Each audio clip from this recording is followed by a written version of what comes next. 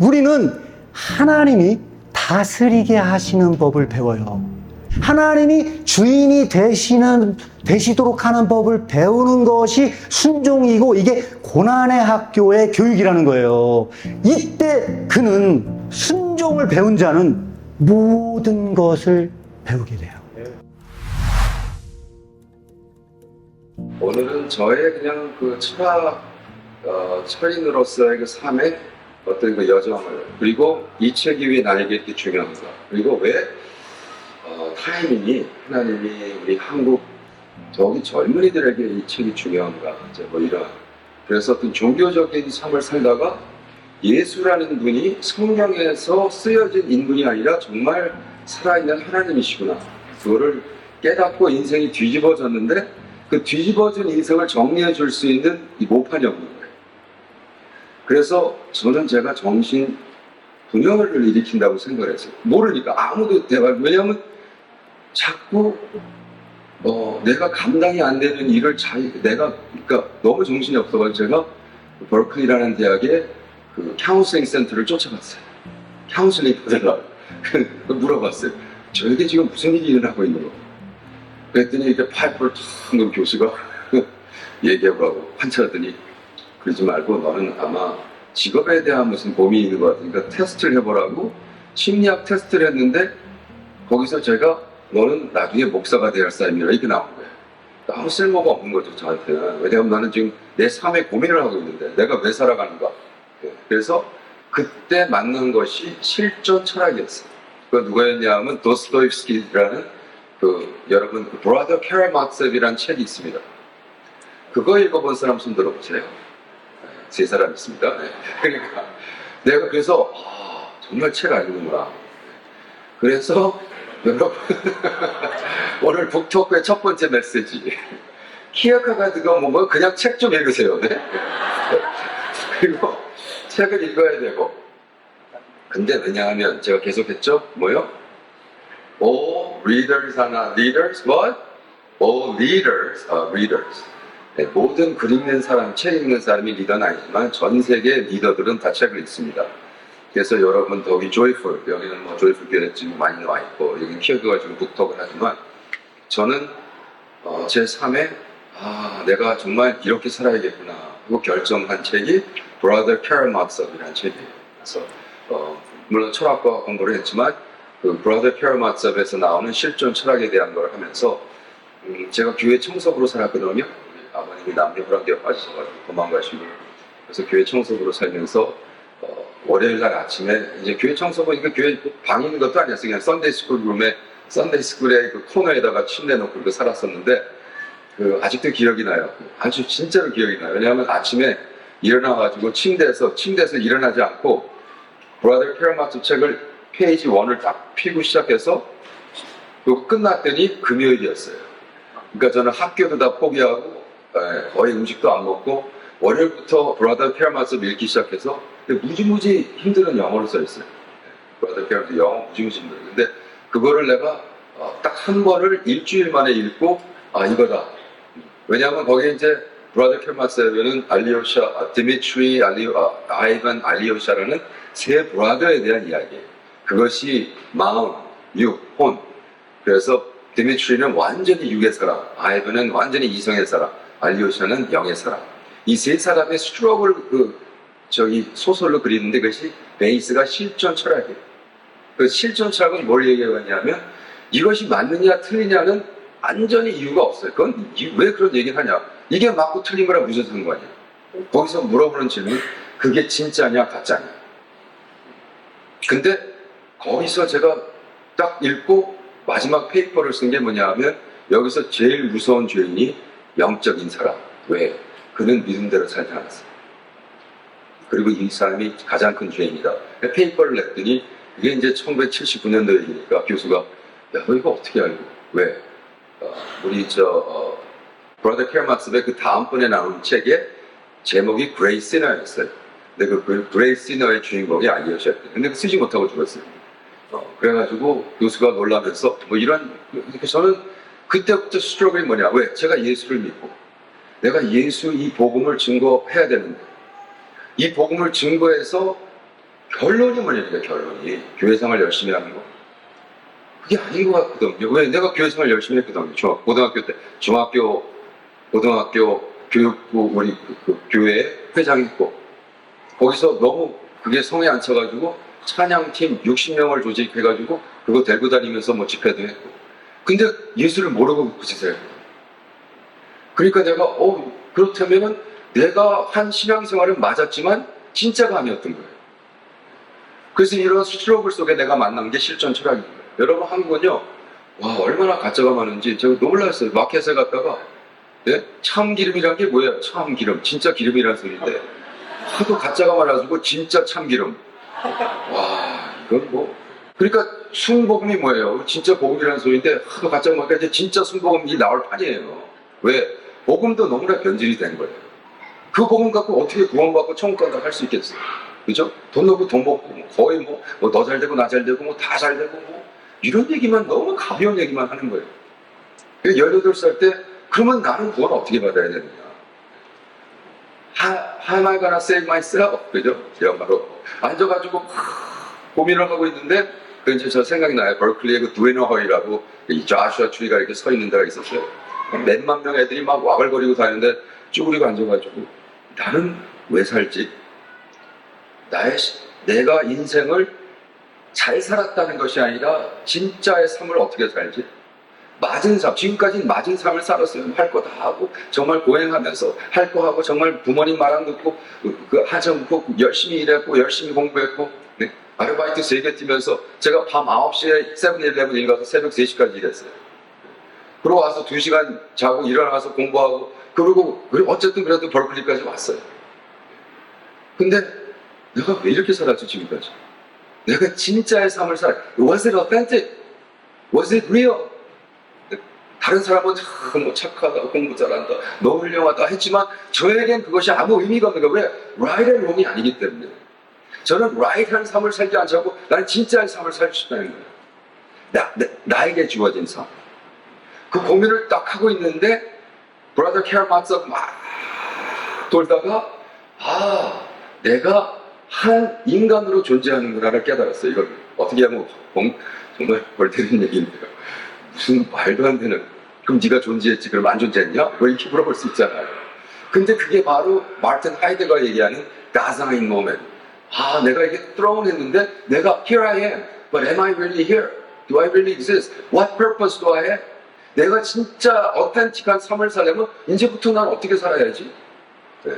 그런 고민에 들어가기 시작했어요. 그래서 이걸 하면은 돈을 벌고 직업을 하지, 이걸 해서 일렉트리컬 엔지니어링 하면은 좋은 잡을 해서 돈을 벌고. 근데 그게 진짜냐고. 그게 진짜 나의 삶이냐고. 라는 질문을 하게 하면서 계속 들어와서 니체 클래스도 하고, 버클리에서 하는 철학 다 했어요. 데카르트도 하고 다 했는데 정답을 못 찾고 졸업을 하고 사회생활 몇 년 하다가 풀러라는 신학대학원에 간 거예요. 왜 갔냐면 콜린 브라운이라는 교수가 조직신학을 거기서 가르쳤어요. 그래서 저는 콜린 브라운, 왜 그분을 책을 Philosophy and Faith라는 책을 너무나 즐겼기 때문에 저분 밑에서는 정답을 줄 수 있겠다. 그래가지고 조직신학이라는 데를 딱 갔는데 와, 이거 황당한 소리를 하는 거예요. 조직이 어쩌고 크리에이션 하는데 그건 아닌 것 같아요. 그래서 내가 교수님, 아니 내가 내 아내를 미친 듯이 사랑하는데 그게 어떻게 조직화될 수 있습니까? 그죠? 근데 내가 우리 아내를 이 여자를 내가 사랑할 이유가 하나도 없는 거예요. 돼지띠 여자. 맨날 먹는 것만 밝히고 도대체. 네? 이 여자는 그냥 먹기 위해 사는 거예요. 아침에 일어나가지고 오늘은 이탈리안을, 그러면 또 1시간 어디 가서 밥을 먹어야 되는 거예요. 미치는 거예요. 소띠 우리는 이해가 안 가는 거예요. 우리는 일만 해야 되는데. 그래서 어쨌든 텐션성이. 근데 내가 우리 아내를 그렇게 미친 듯이 사랑하는데, 내가 하나님을 그렇게 미친 듯이 사랑하는데 왜 이게 조직화돼야 되냐? 왜 이게 make sense 해야 되냐 말이에요. 왜 크리에이션 하나님과 리턴하는 예수님이 동대해야 되고 복잡해요, 시스템에. 저는 I believe systematic theology should not be systematic. 조직 신학은 당신은 킵하지만 저의 신학은 fragmented theology. 왜냐하면 동양은 음과 양이 공존합니다. 이걸 자꾸 당신이 틀리다고 얘기하는 게 아니라 당신도 필요하지만 동양적인 사상의 옐로우 theology가 필요합니다. 손 들고 싸워가지고요, 교수가 야, 이 클래스 이름이 시스테매틱 theology야. 조직신학에서 조직화를 안 되겠다고 하는 너는 뭐냐? 그래서 네. 그럼 네가 원하는 게 뭐야? 그래서 제가 조직신학 당신의 리스트를 가지고 프래그먼트 디아로지를 쓰겠습니다. 음과 양의 신학을 제 마음대로 쓰겠습니다. 근데 교수님한테 클래스를 체크하면 영향을 받으니까 클래스를 안 오고 쓰겠습니다. 그래가지고 20주를 땡땡이 까고요. 혼자 집에서 썼어요. 프래그먼트 디아로지 써서 냈더니 커든 브라운 역시 I love it. A 플러스 딱 주면서 다음 클래스 시스테매틱 2도 해. 그래서 제가 40주 동안 한 번도 안 가고 커든 브라운 밑에서 제 나름의 옐로우 디아로지를 쓴 거예요. 그러니까 미안한 거예요. 사실 제가 그분 때문에 플로를 갔는데. 근데 3학년 졸업반 때 이분이 키어크가르드라는 클래스를 한다는 거예요. 와우. Father of Existentialism. 그죠? 실존 철학의 아버지라고 그러잖아요. 야, 내가 실존주의자로서 키어크가르드 클래스를 아직 못했네? 그리고 그 클래스를 딱 했는데 그때 어퍼 디비전이니까 읽어야 되는 게 있었어요. 끝나고 얘네들 학생들 가고 교수도 갔는데 그때 제가 거기서 30분 동안 통곡을 합니다. 왜? 내가 예수 믿고 지금 7, 8년이 지나서야 드디어 나의 신앙을 뱅크할 수 있는 파운데이션을 쌓을 수 있는 우리 지금 오해한 게 빌드업이잖아요. 빌드업할 때 가장 중요한 게 파운데이션이에요. 파운데이션 없이 아무리 올라갈수록 더 위험해요. 파운데이션 없이. 근데 내가 이 필로소피컬한 철학적인 파운데이션을 실전 철학에 둬야겠구나. 펑펑 울고 내가 키어크가르드를 26살 그때 26이었는데 너무 감사해가지고 독스토어에 가가지고 키어크가르드 전집을 다 사갖고 집에 와서 그때부터 공부에 들어가요. 그리고 저는 시간 날 때마다 공부하고 읽고 너무 즐거운 거예요. 키어크가르드 읽으면. 그래서 그렇게 공부하다가 작년 3월 1일 그러니까 저는 키어크가르드를 그러니까 저는 사실은 여기 뭐 이창호 목사님 곧 하시겠지만 이분이 진짜고 이분이 진짜 참기름이고 저는 그냥 참기름 정도. 근데 왜냐하면 저는 키어크가르드에 대해서 알고 읽고 너무 즐겼지만 그거를 프로페셔널리는 하지 않았어요. 왜냐하면 목회하고 개척교회 5개 하고 있었고 이게 안 되는 거예요. 그래가지고 졸업하자마자 개척해서 이렇게 되고 하다가 그러나 시간이 날 때마다 전 세계에서 키어크가르드 책이 가장 많이 모이는 데가 세인트 올레프라는 미네소타 대학에 2만 권이 있어요. 2만. 전 세계에서 제일 많아요. 그래서 저는 그런 데 날아가가지고 한 열흘 동안 있으면서 혼자 공부하는 거예요. 그 정도로만 좋아했어요. 프로페셔널이 아니지만 그냥 좀 미친 듯이 공부했어요. 근데 한 번은 처음에 이제 세인트 올레프를 갔는데 저는 이제 한국 책을 읽고 싶어서 영어를 읽을 수 있지만 한국 책은 얼마나 있나. 그래서 2만 권 중에 얼마가 있냐면요. 딱 가서 외국 인터내셔널 섹션에 딱 가면 중국 친구들은 끝도 없이 번역을 해놨어요. 32권뿐만을 다 번역했을 뿐만이 아니라 그거에 대한 후속 자료가 끝도 없어요. 일본도 이렇게 옆에서 보면 끝이 안 보여요 진짜. 근데 코리아는 딱 9권. 그것도 6권은 60년 말 70년 초에 있기 때문에 한문이 너무 많아가지고 제가 읽을 수가 없어요. 그러니까 나 3권 읽으라는 거죠. 내가 열흘 동안 3권을 어떻게 읽냐. 그래서 독일 여자 룬이라는 큐레이터 라이브러리 가가지고 도서관에서 제일 파워풀한 사람이 큐레이터예요. 왜? 책을 살 수 있는 권한이 있거든. 그래서 룬 이게 뭐냐 내가 열흘 동안 여기 가서 내 3권 이게 뭐야 그랬더니 왜 니네들이 번역 안 해놓고 나한테 야단을 하냐. 맞는 말이죠. 그래서 아니야 분명히 번역했을 거야. 그리고 알라딘에 가가지고 인터넷 알라딘 가가지고 케르크고르, 크레크고르, 케르크고르라는 거를 6 단어로 쓸 수가 있고 이 스탠더라이즈가 안 됐으니까 그렇게 했어요. 아직도 사실은 문제가 돼 있어요. 이게 스웨덴인지 소련인지. 그래서 23권인가 책을 제가 아이솔레이트하고 알라딘에서 발견해가지고 그걸 엑셀 시트에다가 한국말하고 영어로 해가지고 룬한테 딱 줬더니 와! 그 자리에서 You are officially Korean International Curator 그걸 딱 주면서 고맙다고 그러면서 크레딧 카드를 주면서 다 여기다 기증해. 그래서 내가 아니야 당신 정말 큐레이터 맞냐고 이 책이 제대로 된 번역이 되는지 알지도 못해서 어떻게 여기다 쓰셨느냐고 벌써 내가 다 오더해서 미국 LA 있는 집에 오고 있고 이거 내가 스킴해가지고 제대로 된 거면 여기 다 내 스스로 도네이트 할 테니까 걱정하지 말라. 그렇게 되니까 이분이 너무 저를 좋아하시면서 오늘 저녁에 International Day of 키어크가르드가 죽은 지 150년 되는 해라고 여기서 파티가 있는데 너 VVIP 테이블에 초대하고 싶다. 여러분 누군가 VVIP 테이블에 초대한 건 하나님의 뜻인 거예요. 기도할 필요도 없어요. 그래서 그러면 가주겠다. 그래서 그날 저녁에 막 전 세계에서 모이고 했는데 BVIP 섹션 여기 앉고 루니 왼쪽에 저기 오른쪽에 있는데 이분이 덴마크의 엠베서더. 키르크가르드라는 분은 데니시 철학이었어요. 철학자. 그 덴마크 엠베서더가 와 있고 제가 덴마크 엠베서더한테 그 루니 저를 어떻게 소개하냐면 이게 인터내셔널 코리안 큐레이터 오늘 3시간 전에 어포인트 받고 이제 오피셜이 된 거예요. 그랬더니 그러냐고 뭐 하고 싶냐고. 그래서 내가 저 코펜헤이건에 있는 키르크가르드 인스티튜트 좀 한번 방문하고 싶다 했더니 거기 총장님이 내 아주 절친입니다. 그리고 명함을 주면서 존 스튜어트 명함을 주면서 존 스튜어트 거기 가서 하면 잘해줄 겁니다. 제 이름 되면. 그러냐고. 그래서 제가 그걸 들고 코펜헤이건을 갑니다. 그래서 코펜헤이건에서 존 스튜어트란 전설적인 키르크가르드 리서처 대표를 만나고 정말 친해지고 그분과 같이 사역을 그분은 정말 안타깝다는 거예요.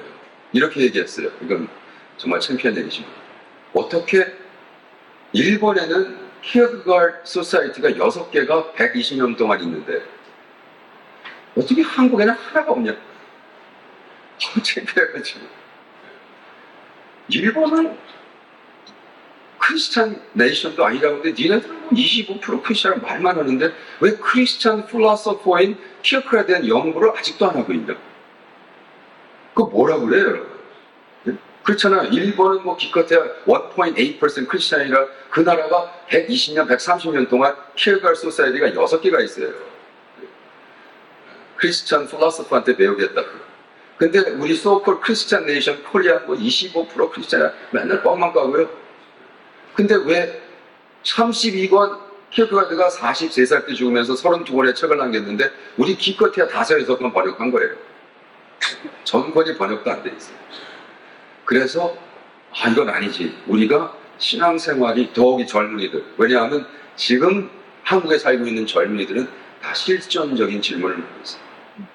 여러분은요 솔직히 뭐 장로교가 어떻게 믿어요? 감리교가 어떻게 친례 그럼 저는 친례교가 맞는 것 같아요. 그렇게 안 묻습니다. 이게 진짜입니까? 이게 진짜예요. 이렇게 묻다. 그렇기 때문에 지금 이 시대에 이청호 목사님이 정말 피땀을 흘려서 복음과 함께 고난을 받으라 이 책. 그리고 솔직히 이 책을 읽어가지고 한 번에 이해했다고 다 뻥일 겁니다. 이해 못합니다. 이 책은 이해하라고 읽는 책이 아니에요. 이건 그냥 곱씹으면서 이런 말 왜 이렇게 했을까 고민해보는 책. 그래서 이 책을 이해시켜줄 수 있는 홀로 걸어라. 이게 오늘 나왔던 거 어저께 나왔어요. 그래서 너무나 이게 따끈따끈한 책인데 그래서 저는 너무나 감사하고요. 이 북톡을 통해서 이제 이청호 목사님이 진짜 참기름이 나와서 이 책에 대해서 발표해 주시겠습니다. 감사합니다. 오늘 북토크는 특별히 많은 주제를 다루지 않습니다. 가장 핵심적인 거 딱 2가지만 다루고 저는 이제 질의응답 받으려고 생각 중에 있습니다. 하나는 뭐냐면 이 고난이 어떤 종류의 고난인가, 기쁨은 어떤 종류의 기쁨인가, 이 핵심적인 부분만 다루고 좀 질의응답을 받으려고 생각 중에 있고요. 제가 이제 더 구체적인 얘기 시작하기 전에 간단하게 제 간증 하나만 말씀을 드리고 본격적으로 시작을 했으면 좋겠는데, 제가 이 책을 제가 번역을 할 때 굉장히 힘들 때였습니다. 빚은 빚대로 지고, 제 쌍둥이 딸이 지금 여기 와 있는데 굉장히 어릴 때였습니다. 지금도 벌써 거의 한 7, 8년 전 일입니다.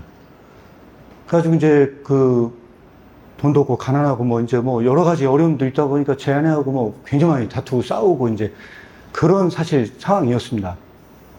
그래가지고 그때 제 아내하고 한번 대판 싸우고 제가 화장실에 들어가서요, 봉골레자를 하나 들고 이제 집안 청소하면서 치면서 제가 거기서 엉엉 운 게 기억이 납니다.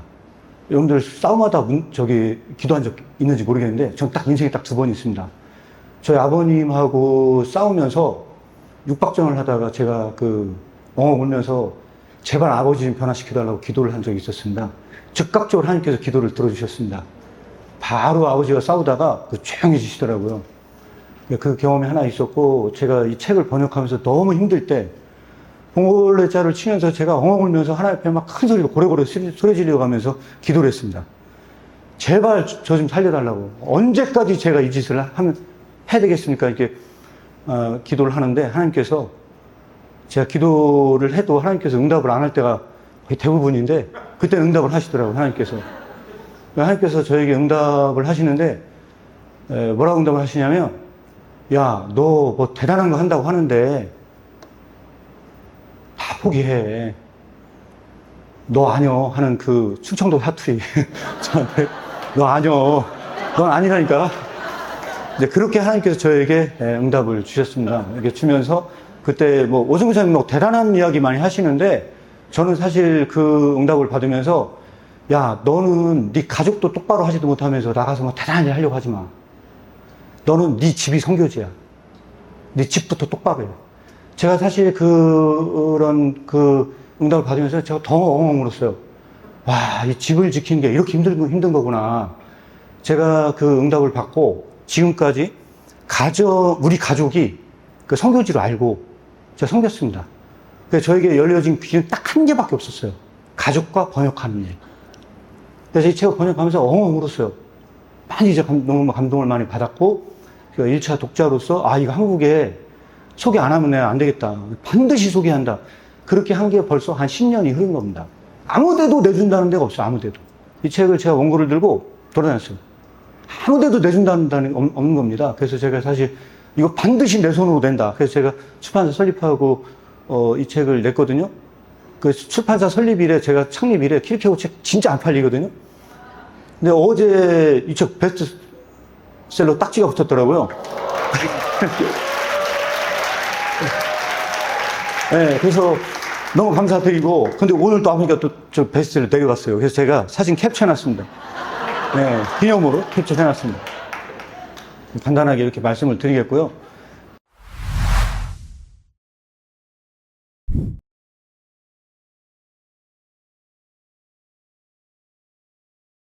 이런 질문이 사실 굉장히 대답하기 힘든 질문인 건 여러분들이 다 아실 겁니다. 근데 제가 이 키르케고르 일기 나온 내용을 잠깐 말씀을 드리고 여러분들에게 관점을 설명을 드리면 더 명확하지 않을까 개인적으로 생각이 듭니다.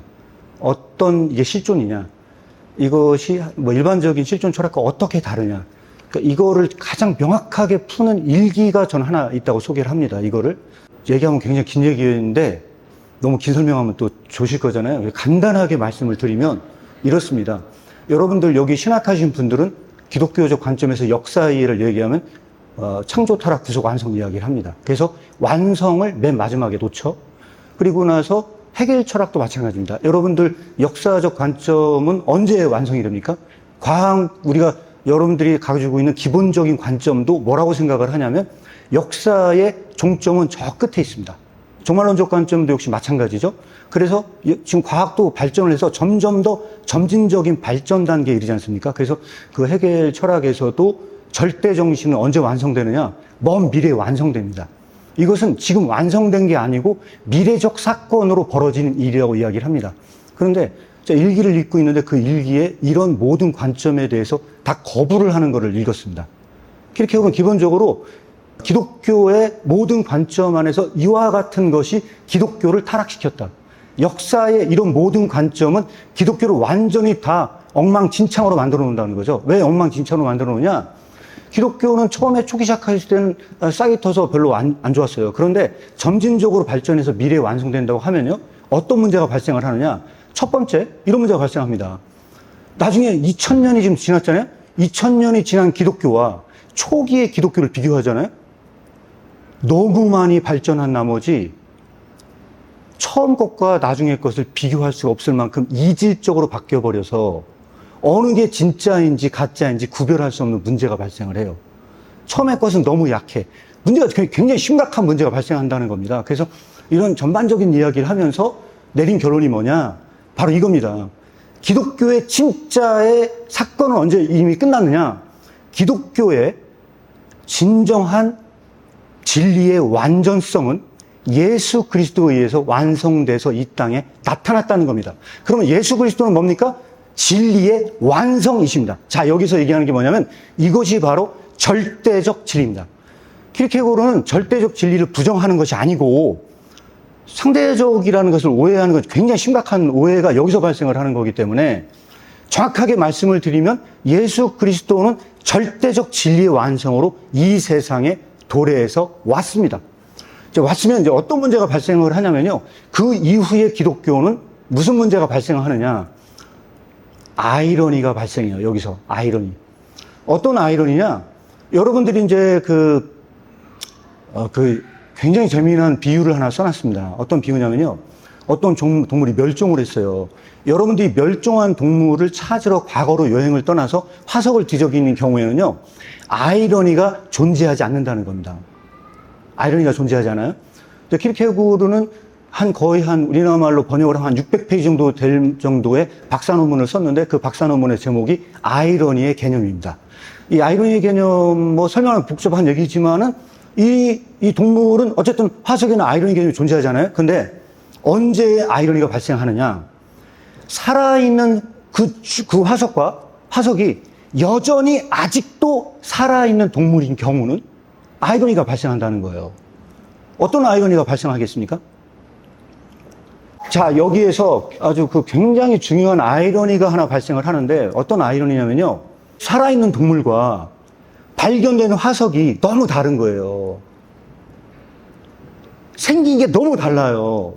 여기에서 뭐가 발생하느냐? 아이러니가 발생한다는 겁니다. 제가 아까 얘기했다시피 설명 길게 말씀드렸는데 더 설명을 드리기 전에 거두절미하게 말씀을 드리겠어요. 그래서 여기서 말하는 그 실존이라는 건 어떤 실존이냐? 절대적 진리를 살아내는 게 실존이에요. 그러니까 예수 그리스도는 완전한 진리로 오셨어요. 그런데 이거를 머리로 아는 지식이 아니에요. 머리로 아는 건 살아낸 건 아니잖아요. 그런데 절대적 진리가 왔고 똑같이 그 삶을 살아낼 때만 그 진리는 역사하는 거예요. 그게 고대 유적인 화석으로 존재하는 게 아니고 그 한 사람에 의해서 역사하는 거예요. 그래서 키르케고르가 남긴 유명한 말이 하나 있습니다. 어떤 말이 있느냐? 국가는 국민에 의해서 존속한다. 국민이 사라짐과 함께 국가는 사라져요. 하나님의 나라는 이와 정반대로 역사해요. 단 한 명의 리얼 크리스찬만 살아있어도 하나님의 나라는 존속하지만 모든 국민이 크리스찬이 되었을 때 하나님의 나라는 상실한다.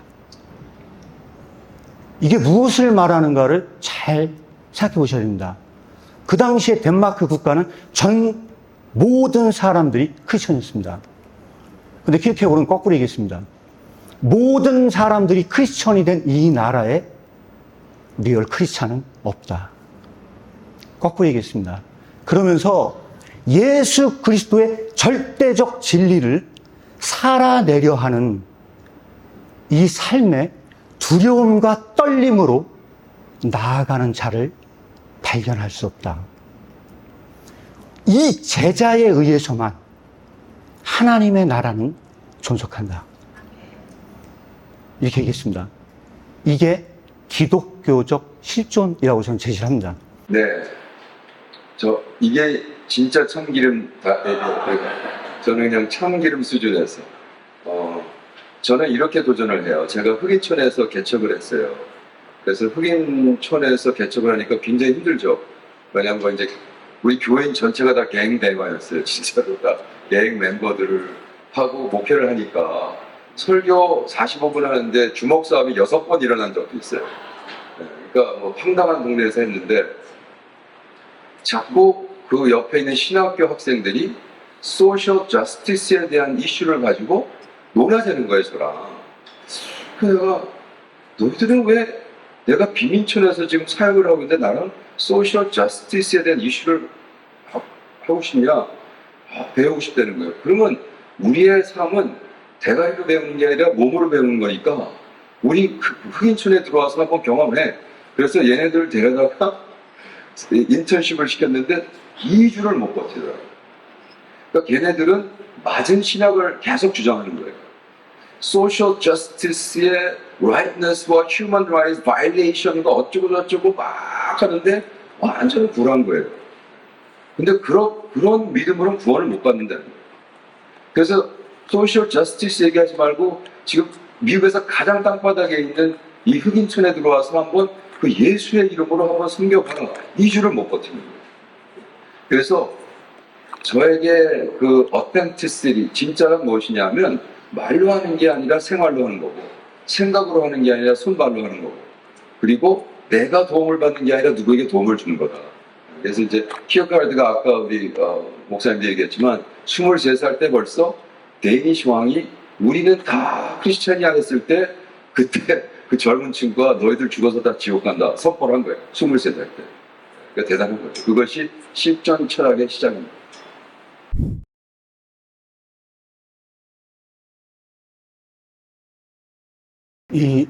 굉장히 그 중요한 질문을 저는 해주셨다고 생각을 합니다. 이 굉장히 중요한 질문에 대한 거는요, 제가 대답을, 뭘로 해드리고 싶냐면요, 침묵으로 일단 드리고 싶어요. 침묵으로 말씀을 드리고 싶어요. 이 침묵이란 주제는 진짜 뭐 지금 당장 여기서 다 얘기할 수 없는 굉장히 굉장히 많은 분량의 주제예요. 그래서 그 키르케고르가 쓴 책 중에 두려움과 떨림이라는 책이 있어요. 이게 두려움과 떨림의 저자가 그 요하네스 디 실렌티오라는 그 가명의 저자거든요. 우리말로 옮기면 침묵의 요하네스. 그래서 이 핵심적인 주제가 침묵이거든요. 근데 거두절미하고 오늘날 크리스찬이 진짜 영향력 있는 삶을 살아야 하느냐, 어떻게 하면 살 수 있느냐라고 얘기를 하면 저는 그것을 어떤 철학적인 주제를 던지자면 전 침묵으로 던지고 싶습니다. 혹시 적으실 분들은 적으셔도 돼요. 왜냐하면 이게 중요한 내용이라고 제가 말씀을 드려요. 뭐냐면 그 여호와를 경외하는 것이 지혜의 시작입니다. 어디 나온지 아시는 분? 예? 잠언서 9장 10절에 나옵니다. 여호와를 경외하는 것이 지혜의 시작입니다. 여호와를 경외하는 일의 시작은 침묵입니다. 그러면 지혜의 시작은 무엇일까요? 대단하십니다. 네, 지혜의 시작은 침묵입니다. 그런데 그 당시에 마르텐센이라는 신학자가 있었어요. 그 마르텐센이라는 신학자가 과학의 영향을 받아가지고 그 당시에 과학 문명이 굉장히 싹이 텄잖아요. 과학 문명에 싹이 트면서 모든 사람들이 뭐라고 이야기를 했냐면 의심은 지혜의 시작이라고 했어요. 의심하지 않는데 과학적 발전은 일어날 수 없습니다. 따라서 마르텐센부터 시작해서 헤겔부터 시작해서 데카르트에 이르기까지요. 의심은 지혜의 시작이었어요. 나는 생각한다, 코로나는 존재한다 라고 얘기했을 때 생각하는 나는요, 방법적 회의로 모든 것을 의심했습니다. 모든 것을 의심했어요. 생각하는 나를 제외한 모든 것을 의심했어요. 그때 키르케고르가 데카르트를 칭찬합니다. 대단한 사람이다. 야, 이 사람은 진짜 대단한 사람이라고 그랬어요. 욕한 게 아니고 대단한 사람이었어요. 그런데 딱 한 가지 부족하다고 그랬어요. 데카르트가 더 철저한 의심에 이르지 못했다는 겁니다. 그 철저한 의심이 뭡니까? 자기 자신까지도 의심하는 지점에 이르지 못했다는 겁니다. 그러면서 강화에다가 내린 결론이 이겁니다. 저가 될 내용입니다. 뭐라고 얘기하느냐? 잘못된 의심은 자신을 제외한 모든 것을 의심하는 반면 구원하는 의심은 믿음의 도움으로 자기 자신만을 의심한다. 나를 가장 의심스러운 존재로 다뤄요. 말씀 앞에서 내가 얼마나 나쁜 놈인지 나를 가장 의심스러운 존재로 다룰 때, 그래서 그 믿음이 딱 한 가지의 의심만 허용을 한다는 겁니다. 이 믿음이 딱 한 가지의 의심을 허용해요. 오직 나 자신을 의심하는 이 믿음. 여기에서 그 하나님의 말씀 앞에 두렵고 떱니다. 이 두렵고 떠는 사람은요, 말을 상실합니다. 하나님의 이 진짜 말씀의 메시지 앞에 온 사람, 이 사람은 말을 상실합니다. 그래서 그는 하나님의 그 두려우심 앞에 두렵고 떱니다. 그래서 그가 기도하러 들어갈 때 많은 말을 하러 들어가요, 처음에. 기도가 점점 더 깊어지면 깊어질수록 말을 상실합니다. 그때 딱 한 가지의 말만 남는다는 겁니다. 주여, 말씀하소서. 제가 듣겠나이다. 그 순간 하나님께서 말씀하시는 소리를 들을 때 그는 기도는 많은 말을 하는 것이 아니고 하나님의 음성을 듣는다는 사실을 깨닫게 된다는 거죠. 바로 이것이 지혜고 지혜의 시작입니다. 지혜는 이 침묵은요, 지혜의 시작입니다. 제가 이 말씀을 드리느냐, 이건요, 그냥 저스트 스타트예요. 복음과 함께 고난을 받으라에 무슨 얘기가 이런 얘기가 나옵니다. 무슨 말이 나오냐면요, 아들이시면서도 고난을 통해 순종함을 배워서 완전하게 되셨은즉 그분을 따라 순종하는 모든 자들을 위한 구원의 근원이 되시고, 이 구절을 여기서 독해를 합니다. 독해를 하면서 킬케곤은 이런 얘기를 합니다. 예수님은 완전하신 분이셨어요. 완전하신 분이셨는데 그 완전하신 분이 딱 한 가지를 배우셨어요. 딱 한 가지. 고난을 통해 순종함을 배워서 완전하게 되셨어요. 퀴즈입니다. 무엇이 지혜의 완성일까요? 순종은 지혜의 완성이다. 침묵은 지혜의 시작이라면 순종은 지혜의 완성이다. 그래서 이 얘기를 하는데, 고난 없는 순종 없고 순종 없는 믿음 없다. 오늘날 이런 삶을 실천한다는데 세상이 변화가 안 될까요? 전 판문합니다. 이 말씀을 드리고요. 마지막 하나 더 이 질문에 대해서 말씀을 드린다면요. 자, 이 말씀을 드리고 싶습니다. 오늘날 매스미디어 사회잖아요. 초연결해요. 모든 걸 다 연결시켜요. 모든 걸 다 연결시켜요. 심지어는 사물도 연결시킨다는 거예요. 이 연결에서 딱 한 분만 누락됐어요. 하나님만 제외시켰어요. 하나님을 제외한 그곳에 언제나 우리와 함께 하는 것은 스마트폰입니다. 하나님 없이는 절대 불안하지 않아. 스마트폰이 없는 삶은 불안해요. 그래서 킬케고르가 쓴 불안의 개념은 다시 써야 돼요. 스마트폰이 없어졌기 때문에 우리의 정신세계가 얼마나 불안해졌는지를 다시 써야 돼요. 다시 썼는데 제가 이 말씀을 드리냐면요. 킬케고르는 여기서 침묵을 배우기 위해서 여러분들에게 초청장을 던집니다. 어디로 오라고 초청을 하느냐? 새와 백합이 있는 곳으로 초청을 합니다. 저 들의 백합화와 공중의 새를 보십시오. 세상에 염려가 틈타지 않는 곳. 그것으로 와서 침묵을 배우십시오. 거기에는 순전한 순종이 존재해요. 자연 만물은 하나님 앞에 100% 순종을 해요. 초청을 합니다. 새와 백합의 순종과 인간의 순종과, 인간은 불순종할 때도 많아요. 자연 만물은 다 순종해요. 누가 더 하나님께 잘 순종하는가? 정답 아시는 분? 인간이 더 잘할까요? 새우백화가 더 잘할까요? 누구야?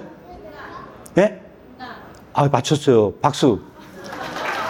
근데 이거는요, 이게 중요한 게 아니고 왜 인간인지를 설명할 수 있을 때만 이건 정답이 되는 거예요.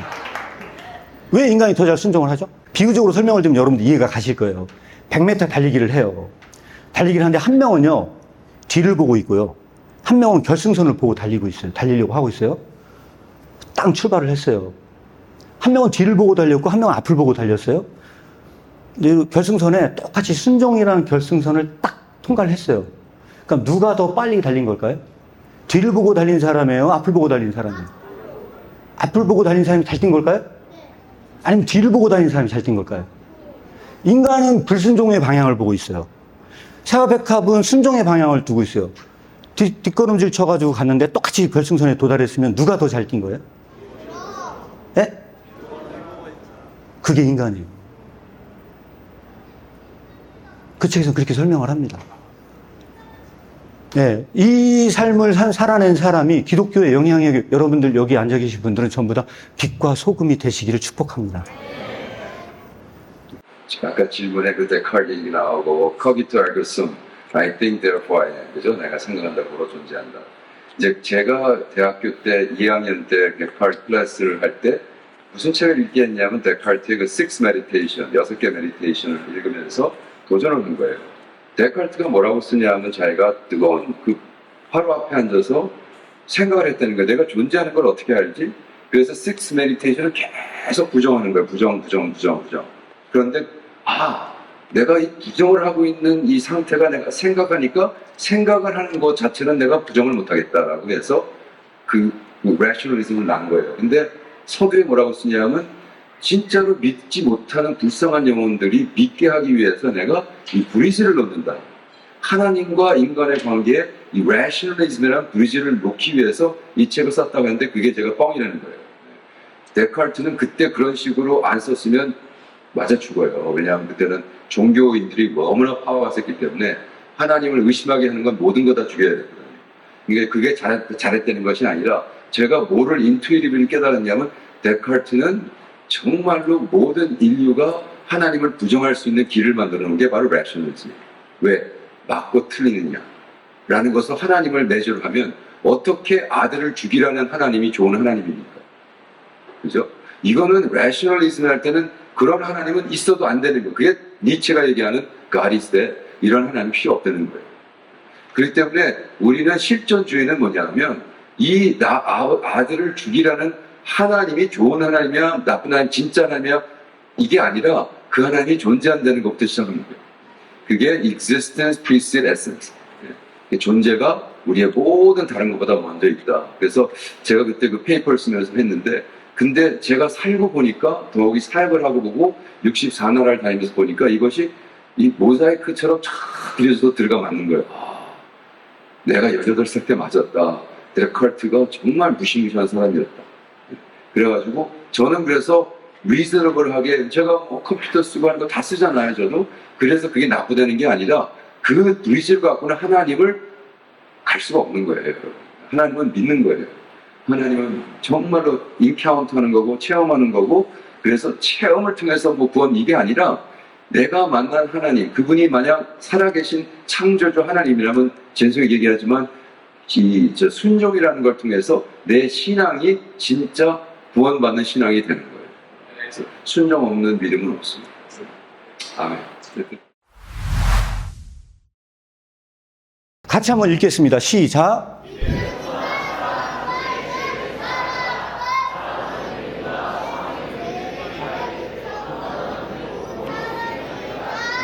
이게 제가 굉장히 좋아하는 구절이어가지고 인용을 했어요. 킬케고르의 강화에 하나 나온 것 중에 하나인데, 뭐 이게 고린도전서 13장 내용이잖아요. 믿음, 소망, 사랑 그 중에 제일은 사랑이지만 사랑 없는 믿음과 소망은 다 울리는 꽹과리인 것처럼 고난 없는 기쁨도 울리는 꽹과리다. 질문. 자, 질문 굉장히 중요한 질문이에요. 우리는 뭐라고 생각을 하냐면요. 일반적인 사람들이요. 어떤 기쁨이 있을 때, 이 기쁨이 고난이 섞인 기쁨은 뭐가 불완전한 기쁨인 것 같아요.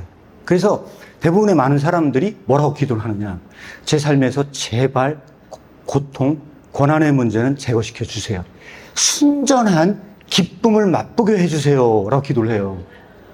그래서 우리는 일반적으로 생각할 때, 일반적인 얘기입니다. 일반적으로 생각할 때 고난이 없는 기쁨을 순전한 기쁨이고 이것만이 천국에서 누리는 삶이라고 생각합니다. 오늘 주제는 이렇게 고난과 기쁨에 관련된 건데 이걸 또 심층적으로 다루려고 생각 중에 있습니다. 다음 한번 보도록 하겠습니다. 키르케고르는 전기와 후기로 나누는데요. 저 코르사르 사건이라는 저 시점 있지 않습니까? 1846년. 저 시기를 기점으로 딱 두 시기로 나눠져요.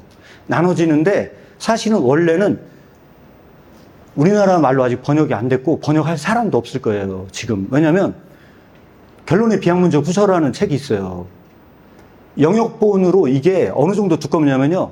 한 600페이지 정도 되고 각 주만 300페이지예요. 별도 책이 있어요. 우리나라 말로 이거 번역하면 한 2000페이지 나올 거예요. 이상 나올 거예요. 굉장히 두꺼운 책인데 이게 두껍게 책을 썼다는 건 뭐냐면 마지막으로 이거 쓰고 끝내려고 이제 본인은 이제 책 끝내고 이제 쓰고 일기에는 뭐냐면 시골에 목사로 가려고 했어요. 근데 그때 저 코르사르 사건이 터져요. 그래서 키르케고르를 비난하고 헐뜯고 막 이런 게 터져요. 그래서 이제 그거를 막기 위해서 이 싸움이 벌어집니다. 주먹다짐한 싸움이 아니고요. 글을 쓰는 싸움이 벌어집니다. 그래서 그때부터 다시 한번 그 결심을 합니다. 다시 한번 글쓰기를 결심을 하면서 굉장한 결심을 해요. 내가 기독교의 메시지를 던져야겠다. 그래서 후기는 다 대부분 다 기독교적인 작품을 남겨요. 후기에 기독교적인 작품을 남기는데 저게 46년이 됐잖아요. 그리고 후기의 시작이 1847년인데 이때 퀴즈입니다. 이때 나온 첫 번째 책은 무엇일까요? 아시는 분? 고난의 복음. 박수! 네, 맞췄습니다. 지금 고난의 복음이라고 말씀해 주셨잖아요. 그 고난의 복음이 오늘 이 책의 주제예요. 이 고난의 복음 부제가 기독교 강화예요. 기독교 강화인데 키르케고르에서는 이 기독교 강화라는 말이 처음 등장을 해요. 왜 그걸 넣겠어요? 그 정도로 기독교적인 내용을 담고 있기 때문이에요. 그렇게 설명드리겠습니다. 넘어가겠습니다. 자, 이 책이 다루고 있는 굉장히 중요한 주제들이 있어요. 중요한 주제들이 있는데 당연히 제자도 들어있고요. 시간과 영혼의 문제 있어요. 그 다음에 고난을 당하는데 어떻게 기뻐할 수 있냐. 이 주제 핵심적인 게 기쁨이에요. 그래서 책 내용 사신 분들 보시면 알겠지만 다 기쁨이 들어가 있습니다. 그래서 이 기쁨은 우리가 일반적으로 설명될 수 있는 기쁨이 아니에요. 그래서 키르케고르 글을 좋아하시는 분들은 좀 특징이 있어요. 어떤 특징이 삶의 우여곡절이 많은 분들이 좋아하세요. 네, 진짜 그래요. 왜냐하면 어쩔 수 없이 당한 것들이 많이 있다 보니까 그걸 설명해 주다 보니까 굉장히 좋아해요. 네, 그런 부분들이 있고요. 그 다음에 이제 이 진리의 길을 걷는 게 어떤 건지 길에 대한 것도 굉장히 그 중요한 부분들이 많이 있습니다. 자세한 설명은 제가 드리지 않겠습니다. 넘어가겠습니다. 넘어가겠고요. 이 책이 왜 중요한 질문 넘어왔어요. 자, 이 책이 왜 중요한가를 지금 알아맞춘다. 이게 대단한 거예요. 지금 알아맞춘다는 왜 뒤에 이 책을 알아맞출 수 있는 설명을 제가 달았어요. 근데 설명 전에 안다니 대단한 거예요. 이분은 뭘 선물 드려야 돼? 예, 혹시 이 책이 왜 중요한가? 왜 중요한? 예, 손 드신 분도 있습니다. 예. 네. 복음은 진짜여서. 야, 이 복음이 진짜여서 박수입니다. 근데 이거는요, 어느 정도 이게 설명이 안 된 설명이냐면, 당신 어디 살고 있습니까? 저 우주에 살고 있습니다. 하는 설명하고 비슷해요. 네, 별로 설명이 안 됐어요. 예. 우리의 삶에는 고난이 필수적이기 때문에. 우리의 삶에는 고난이 필수적이기 때문에 일단 박수 부탁드리겠습니다. 예, 우리의 삶에는 고난이 필수적이기 때문에도 이게 설명이 덜 됐어요. 사실은요. 그래서 잠깐만요. 좀 기다려 주시고요. 다음에 이 힌트를 제가 드리도록 하겠어요. 이 결정적 힌트거든요. 결정적 힌트 넘어갔습니다. 들어가겠습니다. 자, 여기서 결정적 힌트예요. 이게 결정적 힌트인데 이게 뭐냐면요. 1847년에 쓴 그 다양한 정신의 건덕적 강화 중 3부의 작품이 있는데 그 중에 제가 2부를 번역을 먼저 했어요. 그 책의 제목이 새와 백합에게 배우라예요. 2부가 새와 백합에게 배우라고 3부가 복음과 함께 고난을 받으라거든요. 그런데 이분은요, 요 특징이 있어요.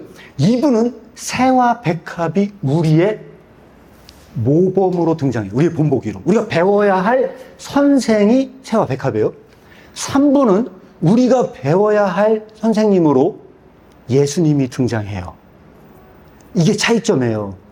이게 차이점인데, 여기서 핵심적인 퀴즈, 아까 이 책 왜 중요한가라고 말씀드렸을 때 핵심적인 질문입니다. 새와 백합의 모범과 예수님의 선생의 차이를 생각하시면 이게 왜 중요한가가 나와요. 새와 백합의 선생은요, 순종의 모델로 제시한 거예요. 예수님도 순종의 모델로 제시한 거예요. 그런데 그 선생님이 가르치는 내용이 달라요. 예. 복음과 함께 고난을 당하지 않았어요?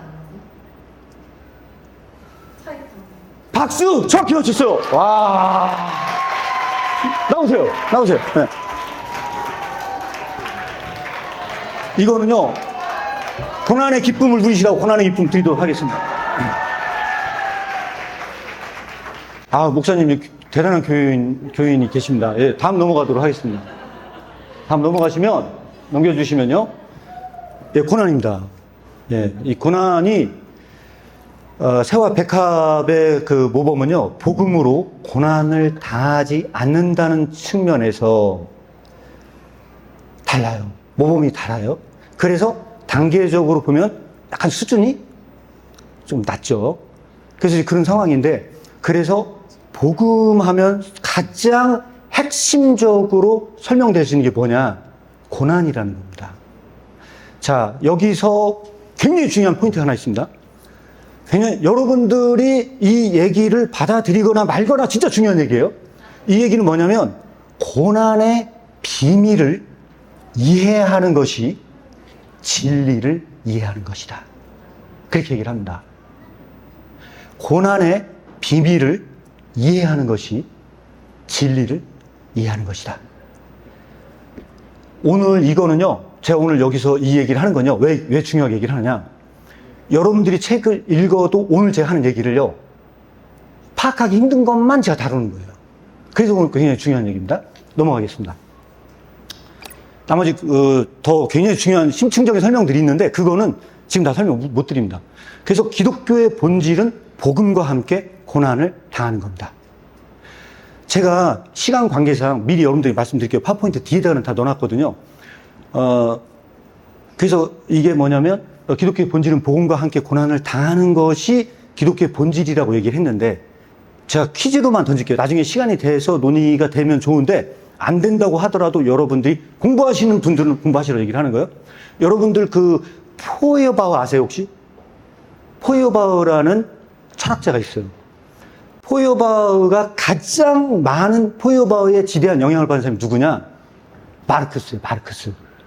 마르크스는 유물론자죠. 유물론자인데 이 유물론적 관점을 가지고 기독교의 본질이라는 책을 쓴 사람이 누구냐면 포이어바우예요. 포이어바우는 기독교의 본질이라는 책을 썼는데 거기서 5장인가에 보면요.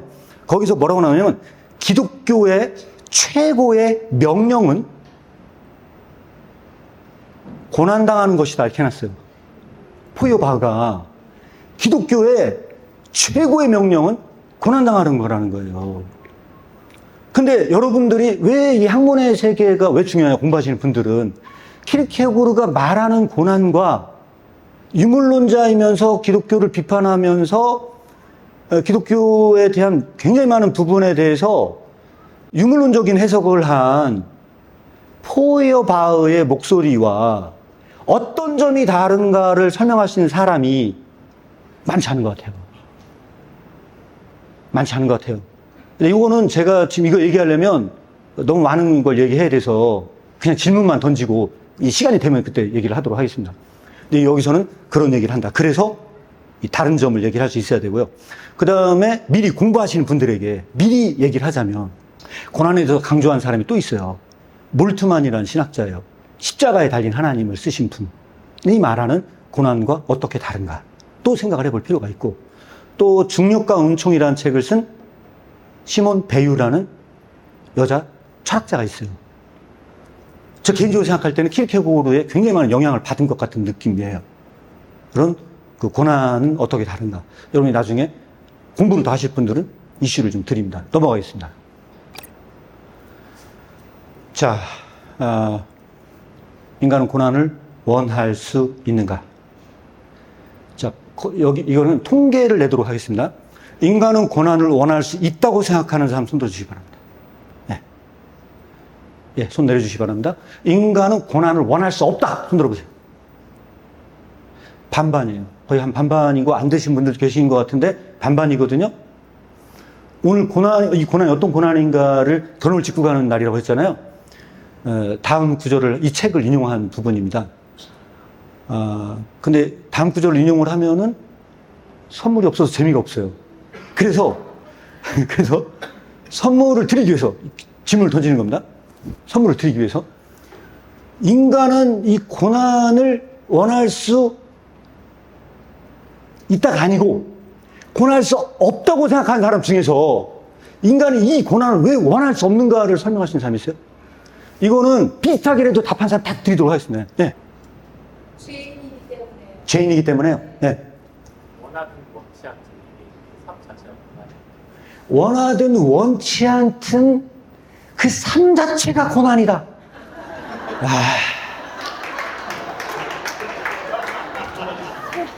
대단한 답을 했는데 제가 왜 제 말씀드리냐면 이 정답은 아니거든요. 근데 무조건 제가 드리기로 했잖아요. 나온 답 중에서 일단 가장 나은 것 같아요. 박수 부탁드리겠습니다. 그런데 이보다 난 더 대답을 잘할 수 있다. 더 할 수 있는 정답이 아니라고 제가 말씀드렸어요. 고난을 이해할 수 없기 때문에. 예. 그다음 인간은 신이 아니기 때문에. 네, 일단요, 제가 무조건 드리기로 했잖아요. 일단 한 분 제가 드리겠습니다. 아까 답변해 주셨잖아요. 박수 부탁드립니다. 나와주시기 바랍니다. 제가 하나 드리겠습니다. 새와 백합에게 배우라. 여기 있습니다. 감사합니다. 예. 지금 나온 답에서는요, 아무것도 나온 건 없어요. 사실은요. 근데 그만큼 이 키르케고르가 제시하는 고난은 이런 게 아니라는 거예요. 그래서 제가 책을 왜 드렸냐? 우리의 모든 삶이 고난이라는 저 답은요, 가장 불교적인 대답입니다. 네. 왜 그러냐? 여러분 한번 생각해 보세요. 불교는 108번뇌를 하잖아요. 근데 제가 볼 때요, 인생이 고통이라는 걸 불교같이 생각한 종교가 있을까? 저는 없다고 봐요. 왜냐면, 얼마나 고통이 대한지 108가지를 갖고 이걸 염주를 돌리잖아요. 이걸 하기 위해서. 그러니까 그런 점에서는 굉장히 중요한 측면이 있어요. 근데, 물론 여기서도 그런 고난을 강조하고는 있어요. 근데 좀 달라요. 뭐가 다르냐? 이제 그거를 보려고 하는 거예요. 자, 한번 보도록 하겠습니다. 넘기겠습니다.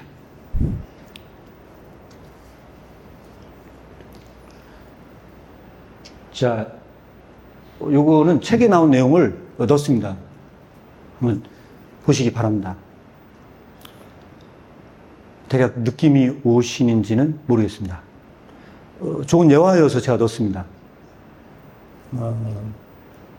활 시위가요. 네? 활 시위의 자존심은요, 싸우다가 죽는 거라는 거죠. 싸우다가 죽는 거예요. 활 시위는요. 이 활 시위가 창고에 처박히는 것만큼 자존심을 상하게 하는 게 없어요. 어떤 젊은이가 평안한 삶을 원한 게 아니라는 거예요. 그는 싸우다 죽기를 원했다는 거예요. 이 사람은 고난을 원한 걸까? 이런 질문을 던지는 거예요. 이 책은요, 고난을 원한 게 아니라는 거예요. 그 사람은 싸움을 원했다는 거예요. 싸움을 원했고, 그 싸움을 통해 자신의 자존심을 세우기를 원했다는 거예요. 그런데 진짜 고난을 원할 수 있느냐? 다음을 보겠습니다. 고난을 바라는 것, 이것은 자연적인 인간에게는 결코 일어날 수 없습니다. 사람이 이 비밀의 고난을 믿을 수 있기 전에 먼저 가장 심오한 변화가 일어나야 됩니다. 누구한테 배워야 된다? 그래서 예수님이 선생으로 등장합니다. 자, 그러면 지금부터는 이 책이 안 나오는 내용이에요. 그러니까 지금부터가 이제 되게 중요한 내용이 나오거든요. 아까 이제 이 고난이 그럼 어떤 고난이냐. 아까 고난의 종류가 다르다고 그랬잖아요. 여기서 굉장히 중요한 신학적인 깊이가 나옵니다. 이 책에는 등장을 하진 않는데 다른 책에 등장을 해요. 보겠습니다. 인간은 왜 고난을 원할 수 없는가? 이 사건은요, 2011년 5월 경상북도 문경시 둔덕산에서 김모 씨가 속옷만 입은 채 십자가에 달려 죽은 사건이 벌어진 이야기입니다. PD수첩인가에도 나왔어요. 그래서 이게 미스테리래요. 왜 미스테리냐? 저게 타살이냐 자살이냐? 저렇게 죽을 수가 있나 혼자? 말이 안 된다는 거예요. 이게 사건들이 난리가 났어요. 자, 이 핵심적인 질문입니다. 그럼 이 사람은 예수 그리스도의 고난에 동참한 걸까요? 자, 동참했다고 생각하는 사람 손 들어보세요. 아, 우리 꼬마 친구는 동참했다고 손 들었어요? 자, 예수님의 고난에 동참했다고 손 들어보세요. 있어요? 네, 다들 아닌 것 같아요. 느낌이, 손 들면 안 될 것 같은 느낌이죠? 네, 다음 넘어가도록 하겠습니다. 이 영화가 무슨 영화인지 아시는 분? 예, 무슨 영화죠? 패션 오브 크라이스트. 예, 선물 없어요. 이 영화는 패션 오브 크라이스트예요. 이 영화가 패션 오브 크라이스트인데 이 영화의 최대의 단점을 알면 키르케고르가 말하는 고난이 뭔지를 이해할 수 있어요. 만약에 이 영화를 보고 우리 키르케고르 선생님이 살아있다 하고서 영화 잘 만들었습니까? 얘기하잖아요. 이 영화 쓰레기라고 얘기했을 거예요. 왜냐면 이 영화는 진짜 예수 그리스도의 고난을 설명하지 못했다고 이야기를 할 거예요. 그런 의미에서의 고난입니다. 그래서 말씀을 드리는 거예요. 보니까 육체적 고난만 강조하고 인간이 이해할 수 없는 신적 고난은 표현 불가능하다고 얘기를 했어요, 제가. 그렇죠? 그 예수 그리스도의 고난의 그러면 핵심은 무엇이었을까요? 자, 이거 알아맞힌 사람이 진짜 대단히 중요한, 이거, 여기 진짜 핵심적인 포인트가 여기 있습니다. 자, 이게, 손 들었어요. 네. 아, 순종은 아닙니다. 예. 예수 그리스도 십자가 사건을 얘기하는 거예요. 하나님의 징후를 하나드렸는데 하나님과 하나님과 부인의 아, 이거 뭔가 나오려고 하는 건데 뒤에서 지금 막히를 막고 있어. 예. 막고 있어. 예? 뭐라고요? 기쁨? 이상한데요? 아, 예. 아니, 설명 나 혼자 했어. 아니, 하고 더 얘기해보세요. 하나님과 단절되는. 박수! 맞춘 걸로 하겠습니다. 예, 맞춘 걸로 하겠습니다. 이분께는 특별한 선물을 드리도록 하겠습니다. 이 책이야말로 대단한 책인데, 제가 이 책을 가지고 말씀은 거울이다를 성경부 교재를 만들었고요. 이 책을 어디를 보시면 되냐면요. 2장을 정독하시면 이 얘기가 나옵니다. 자, 2장을 제가 번역하다가 사실 울었어요. 예수 그리스도의 십자가 사건을 이렇게까지 그리고 있는 글이 없어요. 키르케고르가 말하는 고난은요, 좀 달라요. 어떤 고난이냐면요. 제가 이 질문을 드리면 여러분이 맞을 거예요. 여러분들 한번 생각해 보세요. 순교하시는 분들, 우리가 성경에 순교하시는 분들이 얼마나 담대하게 죽습니까? 담대하게 죽잖아요. 그 순교하시는 분들은 왜 담대하게 죽습니까? 세상에서 버림받은 거예요. 맞죠? 세상에서 버림받았지만 그들이 담대하게 죽을 수 있는 이유는 딱 한 가지가 있습니다. 모든 사람이 나를 버려도 하나님께서는 버리지 않는다는 믿음이 있었어요. 그래서 그들은요, 죽음을 담대하게 받아들였다는 거예요. 예수 그리스도의 죽음은 순교자의 죽음이 아니라는 거예요. 하나님, 어찌하여 나를 버리셨나이까? 하나님, 어찌하여 나를 버리셨나이까? 하는 이 탄식은요, 정말로 하나님께서 버리셨다는 거예요. 세상에서도 버림을 받고 하나님에게도 버림받은 유일한 고난이었다는 거예요. 딱 하나의 유일무이한 고난. 이 세상에 누구도 이 고난을 이해할 수 없다는 거예요. 이 신적 고난은 인간은 당하면 안 된다는 거예요. 그리하여 그분께서 대신 당하신 유일한 사건이었다는 거예요. 따라서 이 유일무이한 고난의 사건을 다른 고난과 희석시키지 말라는 거예요.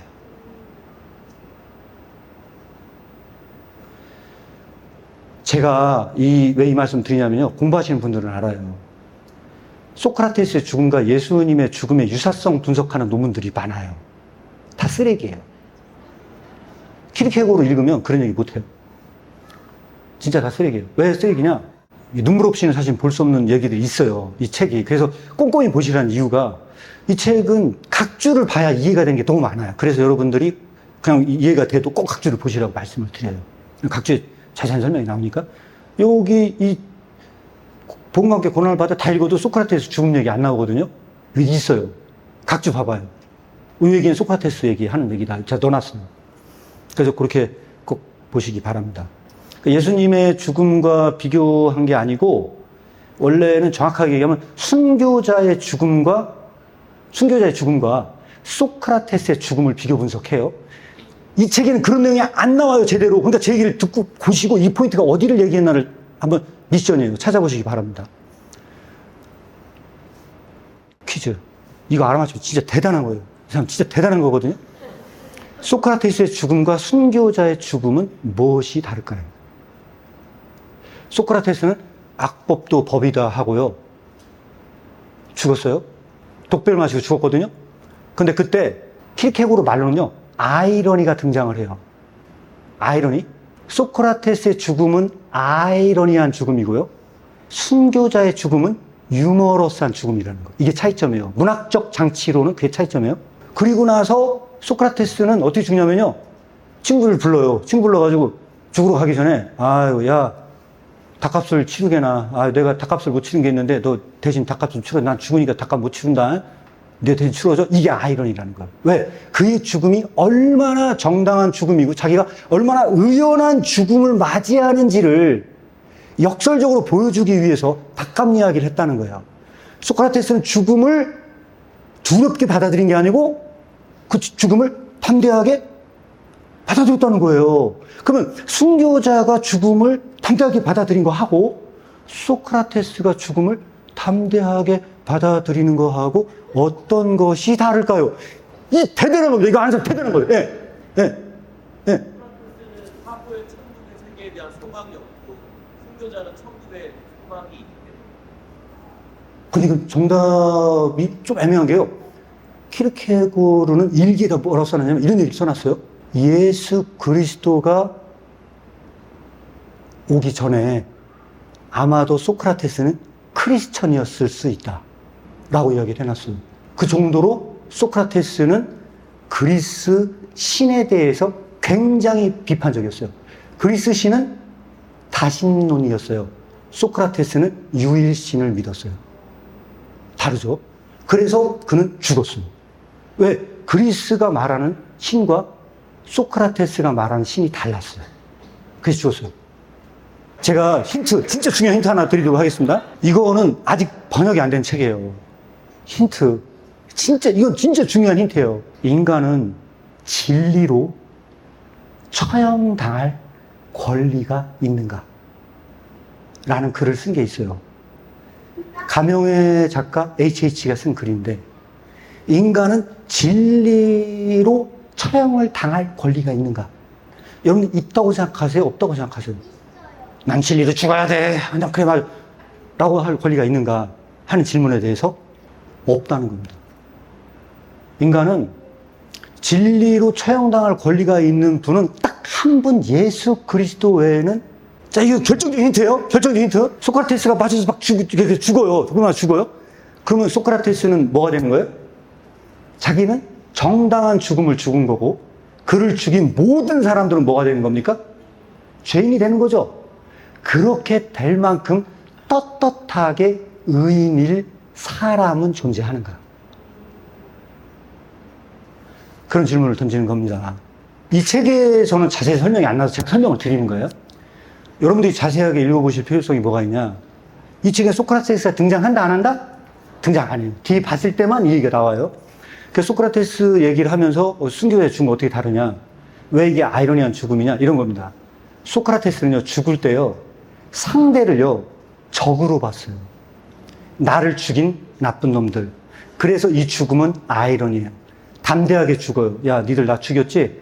나의 죽음이 얼마나 의로운 죽음인지 너희는 역사가 날 증거할 거야. 소크라테스의 죽음은요, 의로운 죽음이었어요. 그래서 그 모든 사람들을 죄인으로 만들었어요. 그런데 스데반을 생각해 보세요. 스데반은요, 돌을 던진 자를 용서해요. 주여, 저들을 사하여 주옵소서. 그때 그 순교자는요, 원수도 우리의 이웃이라고 믿어요. 이 책의 맨 마지막에 나와 있는 담대함이란 이런 담대함을 얘기하는 거예요. 성경에서 말하는 담대함. 파레시아라는 이 담대함은 그때 웃어요. 순교자는 웃어요. 근데 중요한 건 뭐냐면, 중요한 질문, 굉장히 중요한 질문이에요. 웃어요. 웃는데 사람들이 막 열받아, 화가 나요. 으아, 머리 쥐어뜯고 난리가 나요. 자, 여기서 굉장히 중요한 힌트, 중요한 게 하나 있어요. 이 책에 나오지 않는 중요한, 성적으로 이상한 그 사이코들이 있어요. 이 사람들이 피학대 음란증이나 이런 거 가진 사람들 있죠. 맞아야 쾌락을 느끼는 부류의 사람들이에요. 퀴즈, 중요한 퀴즈예요. 사도행전 5장 41절, 사도들이 맞으면서 기뻐하며 공회 앞을 떠났다고 이야기를 해요. 그 사도들과 맞아서 성욕을 느끼는 이 사람과 뭐가 다를까요? 말이 안 되잖아요. 이 사람은 그 기뻐하거든요. 맞으면서 기뻐해요.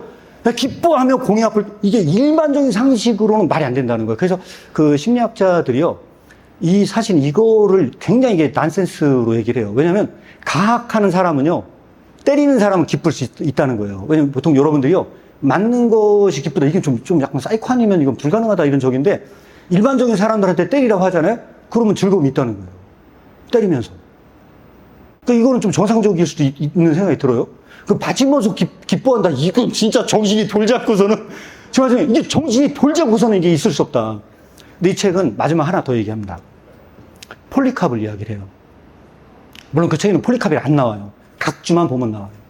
폴리캅은 복음을 전하고 죽을 때 어떻게 죽습니까? 제가 죽기에 합당한 자로 여기시고 십자가에 달려 죽게 하심에 감사를 드립니다. 말이 돼요? 우리는 어떻게 기도하면 좋을까요? 주여, 복음을 증거하고 안 죽어서 다행입니다. 감사드립니다. 저를 항상 그런 안전지대로 안내해 주세요. 라고 기도를 하지. 죽기에 합당한 자로 여기면서 기도한다. 미쳤죠. 광기죠. 이 광기로 안내하는 그 안내함이 복음에 나오는 파레시아의 담대함이라는 거예요. 킬케곤은 그렇게 설명을 합니다. 이때 그는 원수도 우리 이웃이라는 걸 알아요. 굉장히 중요한 퀴즈 하나 넘어왔습니다. 굉장히 중요한 퀴즈. 보통 때리면서 가학하는 사람이 성욕을 느끼는 사람하고요, 피학, 맞으면서 성욕을 느끼는 사람이 같이 살면은 찰떡궁합이겠네요? 이렇게 설명하시는 분들이 있어요.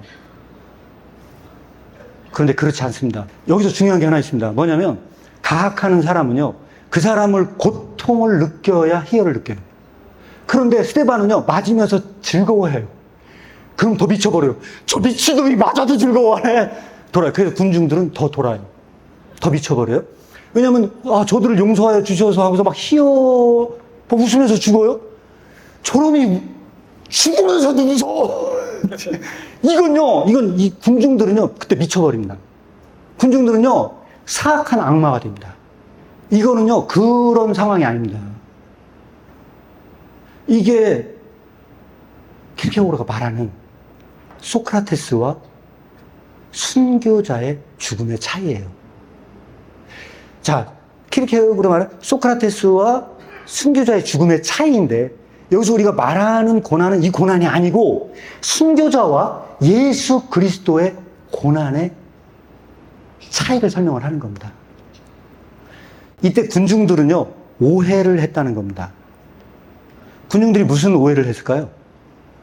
군중들은요, 굉장히 마지막 중요한 포인트입니다. 군중들은요, 자기들하고 대화하는 것으로 착각했다는 거예요. 그러면 스데반은 누구와 대화한 걸까요?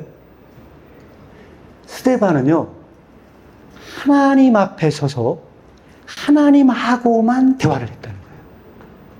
하나님하고만 대화하고 그 정도로 하나님께 붙들려 있었기 때문에 군중들의 소리를 듣지 못했다는 거예요. 이것이 말하고 있는 성서적 담대함이라는 거예요. 이 담대함이 뭘 만드느냐? 이 담대함이 고난당하는 자가 담대함으로 세상에서 능력을 빼앗고, 그 세상이 갖고 있던 그 능력을 빼앗고, 그 능력으로, 세상 빼앗은 능력을 영광으로, 파멸을 승리로 바꿀 수 있는 기쁨. 이것이 이 책에서 말하고자 하는 기쁨입니다. 여러분들은 지금까지 제가 이 고난의 차이를 설명을 드렸어요. 우리가 이 고난을 왜 원할 수 없는가? 느낌이 좀 오세요? 다음 보도록 하겠습니다. 지금부터 이제 기쁨이 주제인데요. 어떤 기쁨이 순전한 기쁨이라고 생각하세요? 그래서 키르케고르는 여기서 하는 말이 있어요. 제가 좋아하는 말. 이 책에 이렇게 안 나와요. 제 말로 푼 거예요. 물로 포도주를 만든 기적과 무거운 짐을 가볍게 드는 기적 중에서 어느 것이 더 큰 기적일까요? 근데 어느 것이 더 큰 기적이라고 생각하세요? 예수 그리스도의 십자가는 가벼운 짐일까요? 무거운 짐일까요? 내 짐은 가벼우니 바꿔줘라 했던 그 구절을 진짜로 가볍다고 해석하는 사람은 기독교를 제대로 이해를 못했다는 거예요. 기독교는 무거운 짐을 가볍게 들게 하는 그런 기술이라고 얘기합니다. 그리고 아까 제가 그냥 지나쳤는데, 아까 그 채찍질 맞으며 한 사건이 있지 않습니까? 제가 말로 설명을 드릴게요. 그 사도들이 채찍질 맞으면서 기뻐했다고 얘기를 하잖아요. 그 구절의 마지막에 이런 말을 써놓습니다. 키르케고르는. 무슨 말을 써놓냐면, 사도들의 그 기쁨을 이렇게 설명을 하고 있어요. 사도들이 매일 채찍질을 맞으며 고난을 당한 날은 하나님과 약혼식을 거행한 날이라는 거예요. 일기에다가는 뭐라고 얘기를 하느냐? 당신이 고난당하지 않는다면 하나님과 아무런 관련이 없다. 채찍질을 맞으며 그 한 날을 하나님과 약혼식을 거행한 날로 표현하면서 내린 결론이 이겁니다. 사도들이 채찍질을 맞으며 하나님과 약혼식을 거행한 날만큼 처녀가 그녀의 약혼식을 기뻐하지 못했습니다. 그것이 사도들의 기쁨이었다는 거예요. 이거는 세상이 주는 기쁨이 아닙니다. 아까 제가 잠깐 간증 말씀드렸잖아요. 이 책 번역할 때 굉장히 힘들었다고, 그때가. 빚도 가장 많이 지고 있었고요. 굉장히 어려울 때였어요. 그리고 막 진짜 봉오리 따라 치면서 하나님께 엉엉 울면서 기도를 하고 있는데, 제가 그렇게 울면서 기도하는 날도 많지도 않아요. 진짜 엉엉 울면서 기도했어요. 근데 그때, 야, 너 가정이 선교지야. 그래서 제가 그 순간요, 모든 걸 내려놨어요. 큰 목회하겠다. 사실 그때 이제 박사과정 중에 있었는데, 제 쌍둥이 임신하면서 박사 포기하고, 모든 걸 사실 다 포기하는 상황이 왔어요. 애가 태어나니까 저는 많은 걸 배웠어요. 근데 딱 한 가지를 안 배웠어요. 결혼해서 애가 나면 어떤 일이 벌어지는지 단 한 번도 배운 적이 없어요. 아무도 알려주지 않았고 저희 부모님도 알려준 적이 없어요. 전 실전에서 배우지 않은 상태에서 접어들었을 때 이게 현실이구나 하고 모든 걸 다 포기했을 때 하나님께서 저에게 들려진 음성이 있었어요. 이 책에서. 그때 저에게 그걸 하면서 제가 엉엉 울었는데 그 번역을 하면서 그 번역이 이거였어요. 세상 신들은요, 이방인들은 그의 신을 지고 가다가 이방인은 그의 신을 지고 가다가 지쳐 쓰러져 가요. 이사야서 46장에 나와요. 이방인들은 그의 신을 지고 가다가 지쳐 쓰러지는 반면 하나님께 순종하여 나아간 그 사람은 하나님께서 그 순종하는 자를 가볍게 지고 간다. 를 제가 번역을 할 때 엉엉 울었어요. 내가 가는 이 길, 하나님께서 나를 지고 가신다는 확신이 들었어요. 하나님께서 내가 지금 가는 길이 힘들지만, 제가 그 확신이 있을 때요, 엉엉 울었는데, 아까 봉골레자루 치면서 울었던 그 울음과는 다른 울음이었어요. 제 안에 그 넘치는 어떤 기쁨이 흘러넘치는 걸 느꼈어요. 하나님께서 이 길을 원하시는구나. 그때 순종이란 뭐라고 얘기가 나오느냐. 제가 고백할 게 하나 있습니다. 번역에 치명적인 실수를 하나 한 걸 제가 이번에 북독고 준비하다 알았어요. 치명적인 실수. 굉장히 중요한 한 구절을 제가 빼놓고 그날 졸았나 봐요. 번역을 안 하고 넘어갔어요. 근데 이게 핵심적인 구절인데 놓쳤어요. 고난 없이 순종을 배울 수 없다. 여기 하고 그 다음에 뭐가 나오냐? 이 구절을 빼먹었어요. 고난은 네가 이 길을 가는 게 너의 고집이고 너의 아집이 아니라는 거를 고난은 그 증표다. 네가 고난을 당하는 게 너의 아집으로 이 길을 가는 게 아니라는 그 고난이 너의 증표다 하면서 빼먹은 번역 140쪽입니다. 그러나 고난을 통해 순종을 배운 자는 모든 것을 배웁니다. 고난을 통해 순종을 배운 자는 모든 것을 배운다. 이거 조금 설명이 필요한 내용입니다. 킬케고르는 불안의 개념에서 이런 얘기를 합니다. 각주에 우놈 노리스 옴네스, 라틴어를 주석을 답니다. 우놈 노리스 옴네스. 뜻이 뭐냐? 하나를 알면 모든 것을 안다. 하나를 알면 모든 것을 안다. 이 세상에 있는 모든 지식을 다 안다 해도 정작 자기가 누구인지를 모른다면 아무것도 모른 것이다. 나를 알려면 어떻게 될까요? 말씀 앞에 섰을 때만 진짜 내가 누구인지를 알게 돼요. 말씀은 거울이다 개니는 게 아니에요. 내가 하나님 앞에 섰을 때만 누군지를 알 수가 있어요. 그 나가 누구인지를 알면. 그래서 뭐라고 얘기를 하냐? 소크라테스는 너 자신을 알라라고 얘기했지만 잠정적이에요. 왜 잠정적이냐? 하나님 앞에 서보지 않은 사람은 내가 누군지를 잘 몰라. 말씀 앞에 서본 사람. 그래서 이 앞에 쓴 사람은 진짜 자기의 죽음을 경험해. 자기 옛 자에 대한 증오를 품게 되고, 여기에서 뭘 하느냐? 순종은 이 가운데, 자, 여기서 중요한 설명이 나와요. 이 책에. 이 설명이 핵심적인 포인트인데, 철학에서는 주체가 되라고 얘기를 해요. 그죠? 내가 나 자신의 주인이 되라고 설명을 해요. 맞죠? 근데 먼저 내 자신의 주인이 되려고 하는 사람은 뭘 먼저 배워야 돼요? 복종하는 거를 먼저 배워야 된다는 거죠. 그렇지 않습니까?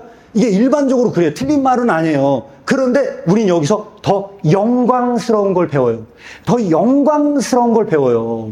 어떤 영광스러운 걸 배우느냐? 우리는 하나님이 다스리게 하시는 법을 배워요. 순종을 통해서 나 자신이 주인이 되는 법을 된 게 아니고 하나님이 주인이 되시도록 하는 법을 배워요. 하나님이 주인이 되시도록 하는 법을 배우는 것이 순종이고 이게 고난의 학교의 교육이라는 거예요. 이때 그는 그때 그는 순종을 배운 자는 모든 것을 배우게 돼요. 이게 그 설명을 하는 겁니다.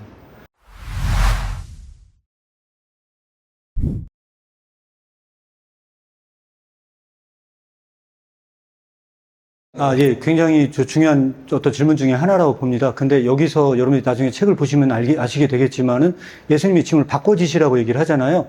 세속적으로 고난당했던 거, 야, 그거 다 내려놔. 야, 짐을 바꿔줘. 어차피 예수 안 믿어도 고난당한다는 겁니다. 불교적으로 얘기하면요. 세상은 다 고난의 바다예요. 아니, 살면서 이 고통 없는 사람이 세상에 어디 있어요? 다 있다는 거예요. 근데 중요한 건 뭐냐면 성경은 이렇게 얘기를 합니다. 네가 가지고 있는 그런 세속적인 모든 것들 다 내려놓고 복음으로 고난을 당해라.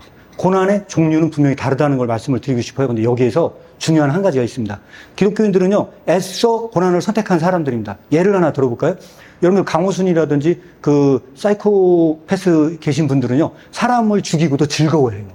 정상이에요? 우리 그 사람을 비정상이라고 얘기를 하거든요. 그런 점에서 봤을 때 기독교인은 어떠냐? 하늘을 우러러 한 점 부끄러움이 없기를 잎새에 이는 바람에도 괴로워해요. 말이 안 돼요. 양심이 너무 클리어해요. 그래서 허구한 날 자기의 양심의 가책을 받아요. 그래서 제가 오늘 시간상 다 말씀 못 드렸는데 니체는 뭐라고 얘기를 하냐? 기독교를 굉장히 비판을 해요. 니체는 뭐라고 얘기를 하냐면 그 사람이 진짜 통찰력 있는 부분들 얘기를 합니다. 그래서 니체의 저작도 꼭 읽어보시라고 얘기를 해요. 도덕개보학에서 무슨 얘기를 하냐면 인간이 가지고 있는 죄책은 길들여진 죄책이라는 거예요. 그러니까 뭐냐면 양심도 길들여졌다는 거예요. 어떤 길들여졌느냐? 역사적으로 매질을 당하잖아요. 아, 그러면 이렇게 하면 매질당하는구나. 이걸 학습한다는 거죠. 그래서 그것이 인류 역사상 오다 보니까 그 양심도 믿을 수가 없다고 이야기를 합니다. 그런데 키르케고르가 말하는 이 죄는 양심의 가책도 아닙니다. 굉장히 클리어한 부분들이 있어서 제가 이 말씀을 드리고 다르다는 거예요. 그래서 뭐라고 얘기하냐? 기독교에서 말하는 기쁨은 자기 학대의 기쁨이라고 비판을 해요. 의지의 광기다. 막 이런 얘기 해요. 어떻게 다르냐? 제가 이거 사실 굉장히 중요한 논의잖아요. 그래서 제가 나중에 그 파워포인트 시에다 설명하면서 시간 있으면 하겠다 해서 넣어놨는데 시간이 없어서 제가 죄송합니다만 이 말씀을 다 드릴 수가 없겠고, 그래서 말씀드린 얘기는요, 기독교인은요, 짐을 더 떠안아요. 안 믿는 사람보다. 더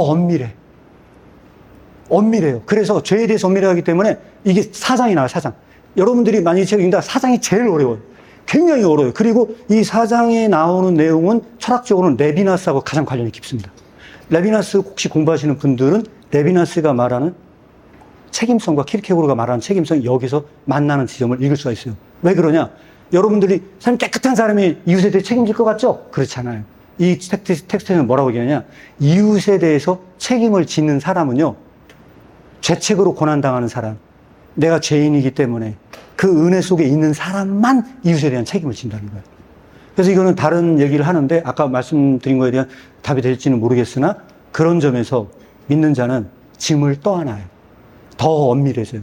윤동주 시인이 여러분들은 모르겠지만 키르케고르에 가장 많은 영향을 받은 사람이에요.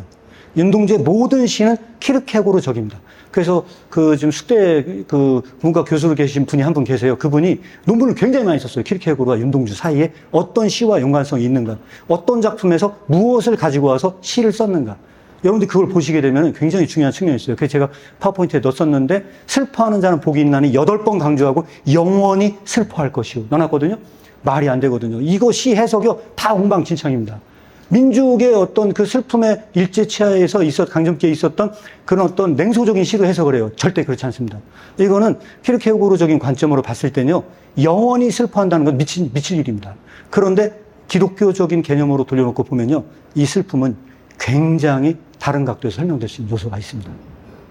그런 점에서 짐을 떠안는 겁니다.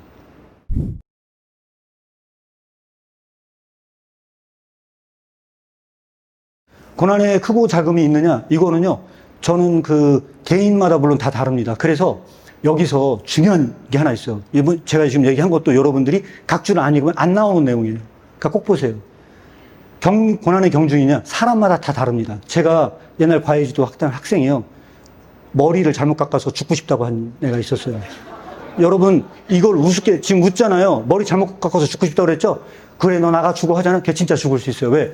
그 아이의 눈높이에서는요, 죽을 만큼 어려운 거예요.